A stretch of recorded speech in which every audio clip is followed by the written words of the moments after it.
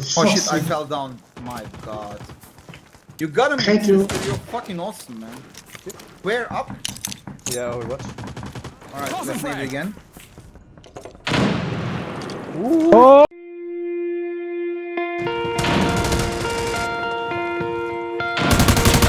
My father came to Japan in 1905. He was 15 when he immigrated from Japan. He worked until he was able to actually build a store. Let me tell you a story in the form of a dream. I don't know why I have to tell it, but I know what it means. Close your eyes, just picture the scene as I paint it for you. It was World War II when this man named Kenji woke up. Ken was not a soldier.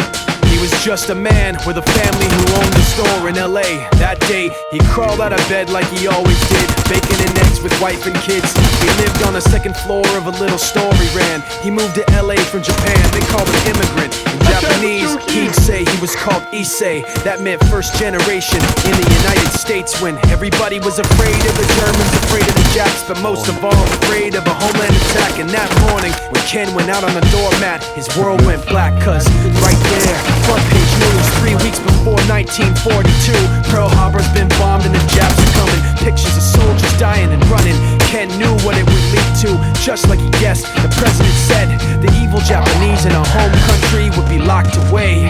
They gave Ken a couple of days to get his whole life packed in 2 bags. Just 2 bags, couldn't even pack his clothes. Some folks didn't even have a suitcase to pack anything in, so 2 trash bags was all he gave them. And when the kids asked Mom, where are we going, nobody even knew what to say to them. Ken didn't want to lie, he said the US is looking for spies, so we have to live in a place called Manzanar, where a lot of Japanese people are. Stop it, don't look at the gunman.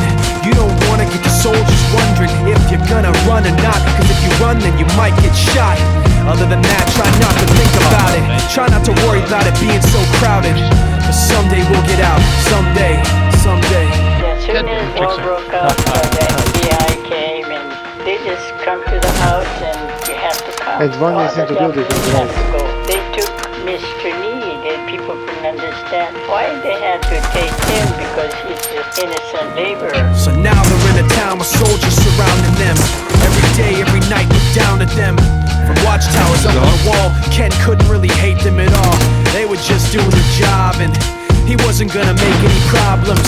He had a little garden, vegetables and fruits that he gave to the troops in a basket his wife made. But in the back of his mind, he wanted his family's life saved. Prisoners of war in their own damn country, what for? As time passed in the prison town, he wondered if he'd live it down if and when they were free. The only way out was joining the army, and supposedly some men went out for the army, signed on, and ended up flying to Japan with a bomb. That 15-kiloton blast put an end to the war pretty fast. 2 cities were blown to bits.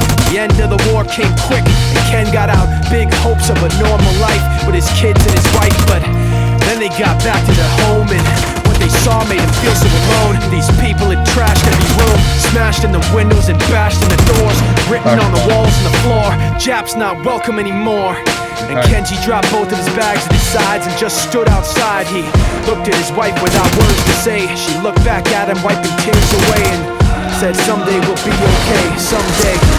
Now the names have been changed, but the story's true. My family was locked up back in 42. My family was there where it was dark and damp, and they called it an internment camp. When we first got back to the camp, it was pretty bad. I remember my husband said, are we going to stay till last? Then my husband died before they closed the camp.